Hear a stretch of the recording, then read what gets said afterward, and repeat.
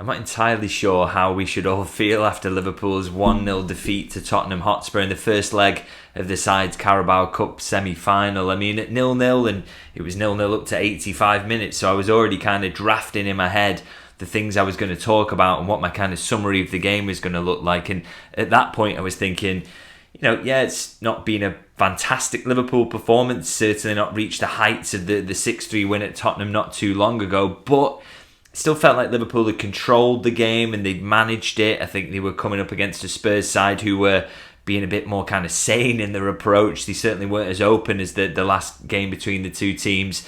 And they were, dropping into that low block occasionally, trying to make it difficult. I guess just trying to make sure that this result didn't decide the tie as a whole. So, they were happy to keep it tight and make it tricky. And for Liverpool, they were maybe struggling to break that down a little bit. But as I say, were largely controlling things and didn't look too flustered for much of it. I mean, the statistics kind of bear that out even after the 90 minutes. So Liverpool have 60% of the possession. Expected goals is 0.89 for Spurs, so they don't even get to 1, but 1.13 for Liverpool. So shows you kind of a tight game there, really. And shots, it was 9 for Spurs and 14 for Liverpool. But still, even in that, as I say, I think Liverpool were struggling creatively. They weren't absolutely banging at the door, although they had a couple of half moments where if the pass had been right, it would have been a much better opportunity. But they were completely managing Spurs in a game that you've got to remember, they're away from home. It's a massive game for Spurs. They're putting absolutely everything into it. And as I say, playing in that low block and the best that Spurs could create, and they are a very good counter-attacking team usually, was really from that Alisson error where he kind of passes the ball away and unfortunately Porro chips it wide. But otherwise, as I say, I thought really kind of Spurs were struggling to create anything and Liverpool were in control. And for me, if they'd kept it at 0-0, that would have been a really positive result. I know obviously you want to go there and win, you probably want to get the Manchester United draw out of your system, but a 0-0 draw in the first leg, knowing that you're going to take them back to Anfield is an absolutely fine result, and I think one that Liverpool fans probably would have been happy with, really, and Arne Slot would have been happy with. But of course, when you concede in the 86th minute, you're never going to be happy about that, particularly if it leads to a 1-0 defeat. And I think really Arne Slot will be quite infuriated about that for two different reasons. I think one of them is that, look, just see the game out. Don't get yourselves in that situation. He probably won't love the way Canate defended Solanke before he set up the goal. He's just muscled off it far too easily. And he kind of was reminiscent to me of the Wolves game where Liverpool conceded in that one. Canate just thinking he's got it, and then the ball's nicked away, and all of a sudden it's a goal. So I don't think Slot will be absolutely made up with the defending in that moment. But equally, he has another reason to be really annoyed, which is a refereeing decision that precedes it.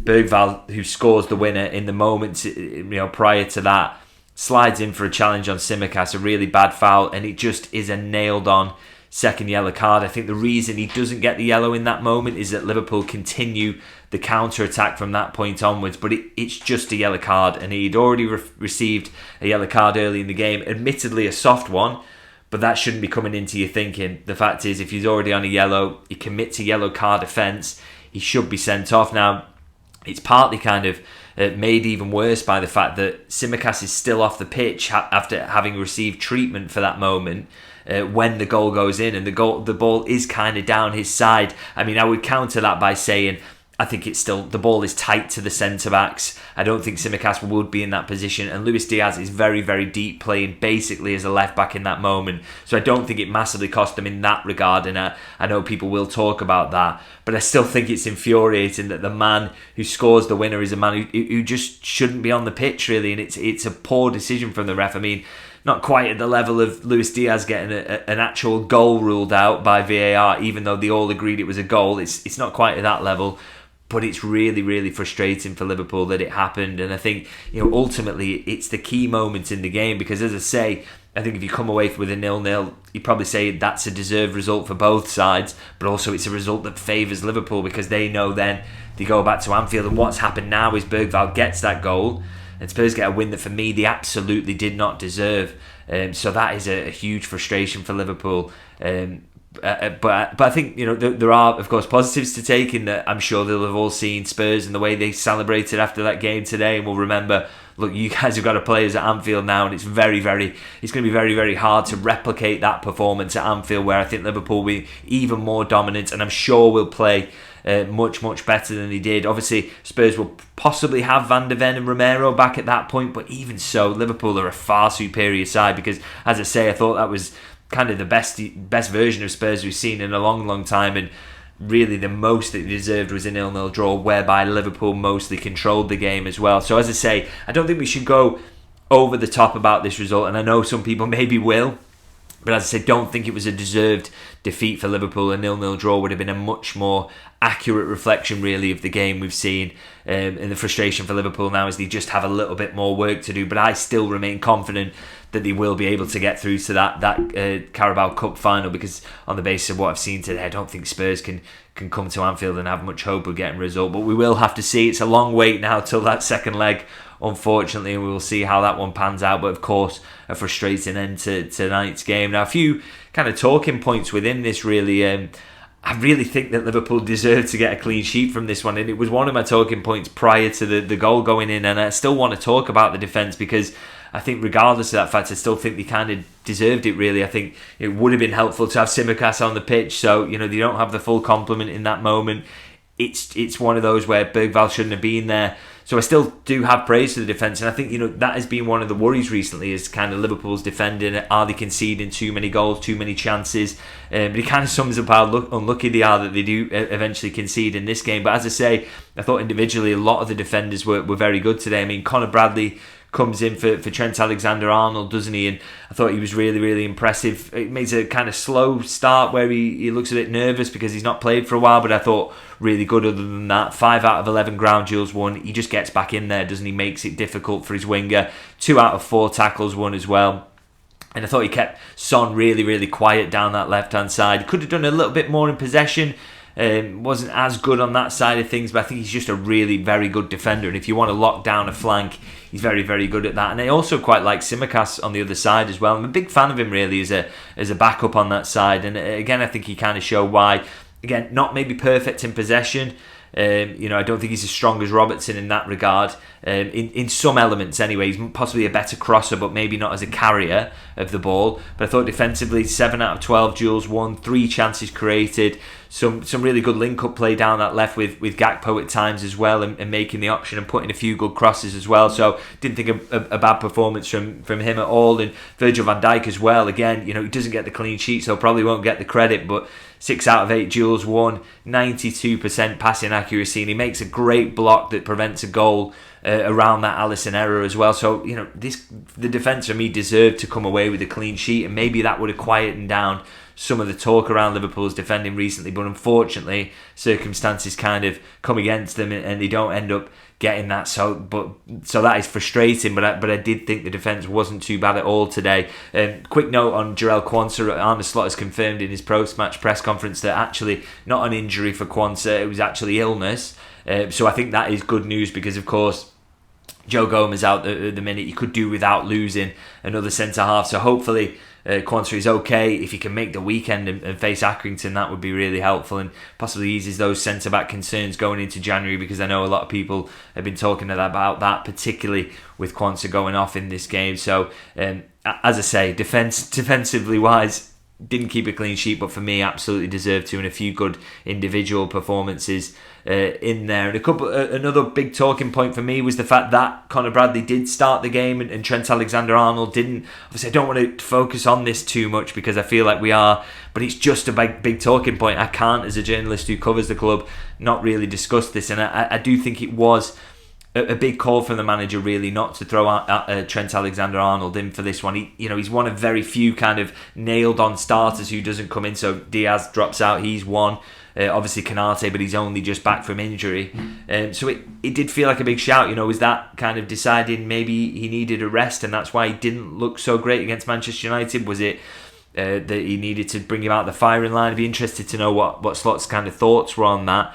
But I did think he was very, very good when he came on, which is a huge positive, because I spoke about the importance of, he needs to get that United performance out of his system. He needed to be good when he next took to the pitch, and I really do think that he was. I mean, there's a bit of a scare early on where Werner kind of skips past him because he's in an advanced position and Werner's already got a head start, so you can't kind of judge him on that one. But what I loved is that he absolutely sprints back, he gives everything, and I think he's clearly aware of the talk around him and some of the things that were said about his performance at United and against United, and the fact that he was a bit languid in his style and maybe didn't look like he was giving it his all when he's trying to get back. So absolutely sprinted back a couple of times here, and I thought that was really kind of telling. But the big plus point for me really in terms of his performance is the creativity he immediately added. As I say, I didn't think Bradley was fantastic in possession, and the immediate step up you saw when Trent Alexander-Arnold took to the pitch was ridiculous, really. I thought his fingerprints were all over everything that Liverpool did good, that was, in creative terms in that latter part of the game, and that was probably the most threatening they looked throughout the entire game, really. So, Trent had a lot to do with that, and there's one statistic that really underlines that. Actually, he's only on the pitch for around 30 minutes or so, and he makes 12 passes into the final third. Not a single player on the pitch, many of whom played 90 minutes, managed to surpass that. The only one who actually got close, who also got 12 themselves, was Virgil van Dijk, and of course he plays the entire game. So that just shows you how good Trent Alexander-Arnold is in terms of progressing the ball. It's something that really changed Liverpool's game when he came on the pitch, and it's, like I say, it's a big step forward for him, this. I think, there's so much scrutiny on him after Manchester United. I myself, contributed to it because I think we have to talk about it. We can't just ignore it. But as I say, there was a lot of scrutiny. So he needed a good performance here and to come in and show that it's not on his mind. And I thought he was really, really good when he came on. So happy about that. And obviously the next job now is don't think we'll be seeing him against Accrington, but I think obviously he's got to come in against Forest and hope to be good in that game as well, because they are a big test, aren't they? They've got so much pace and ability on the wings, so you need your fullbacks to play well. So hopefully he'll be ready to do that, and we can put all this kind of nonsense behind him, and hopefully there's a contract to be signed soon as well. That would be really, really nice, but we'll see how that one plays out. And kind of my final talking point as well is kind of just about the use of the squad in general, really. I have a little bit of a concern that we didn't see Harvey Elliott at all in this one. I totally understand why he doesn't start. Obviously, Szoboszlai is out, so maybe that provides an opportunity, but equally, Harvey Elliott's clearly going to play the entire 90 minutes against Accrington Stanley, isn't he? But I'm really, really surprised that he doesn't come onto the pitch when Liverpool is struggling creatively, particularly as I thought Jones had another poor game, really. I didn't think he was great against Manchester United. I didn't think he was great here. And I know the temptation is to go way too far in the assessment of that. I don't want to hear people in the comments saying, Curtis Jones isn't good enough or whatever. He's had so many good games this season. He's just in a little dip of form at the moment. I think that's quite clear. And, that is allowed. That can happen from time to time. As I say, you don't want to kind of go too far on that one. But for me, this was just an obvious situation whereby you could just throw Harvey Elliott in. He plays that number 8, number 10 position really, really well, which is what Jones was being asked to do. Jones wasn't playing well, and Elliott's such a good fit for that. 30 minutes isn't going to kill him and put him out of the firing line or pull him out of selection for the Accrington game, isn't it? So really kind of surprised about that. And it just, again, if the manager doesn't massively trust Harvey Elliott and he doesn't massively trust Wataru Endo, which obviously he plays for quite a long time today, but I think we've seen so far that he's just not picked up many minutes at all. It's thinning his midfield options even further than they already were, because didn't sign Zubimendi in the summer even though they wanted to, and so if you're immediately taking Endo and Elliott out of the possible selections as well, then as I say, you don't have a lot of midfielders and you do have an awful lot of games ahead. So I think that's really interesting. Really didn't use Harvey Elliott. I would like to see more of him because I think he's a fantastic player.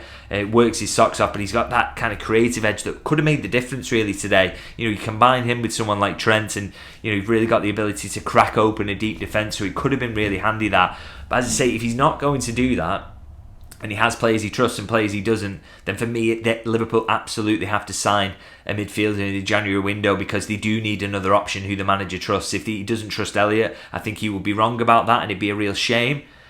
But if he doesn't trust him, then, as I say, they need to add another option there, because they don't have enough at the moment to go in all 4 competitions. So for me, that's an interesting one to kind of keep an eye on. I really hope if Harvey Elliott does start against Accrington, and I do expect that, he comes in and has an eye-catching performance really that can convince the manager that he deserves a lot more minutes, because for me, He absolutely does. Now I'm going to wrap it up there. A few negatives, few positives in there. It was a bit of a mixed bag, and as I say, it really just should have ended 0-0, which would have been an absolutely fine result for Liverpool. For that reason, as I say, I don't think people should go maybe too over the top about this one, be too downbeat about it. I mean, that was the end of a 24-game unbeaten run for Liverpool, and if you do that again, then I'm pretty sure that by the point we get a further 24 games into the season, that Liverpool are going to be in a very, very good position, and of course they will also probably win the Carabao Cup as well. So there's a second leg to come, isn't there? And Liverpool should they need to park that now because it's a while away,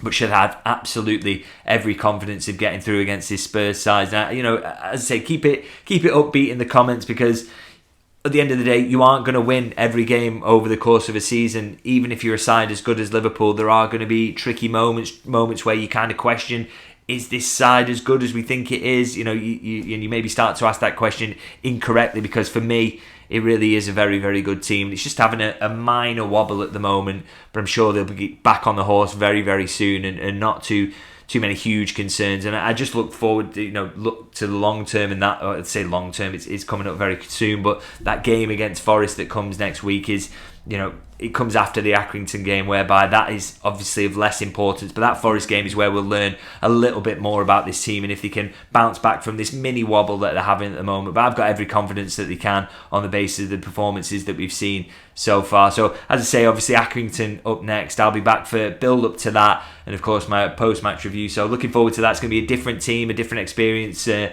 a different atmosphere around that game, and hopefully Liverpool can get back to winning ways in that one. So looking forward to it, and I'll see you guys very soon.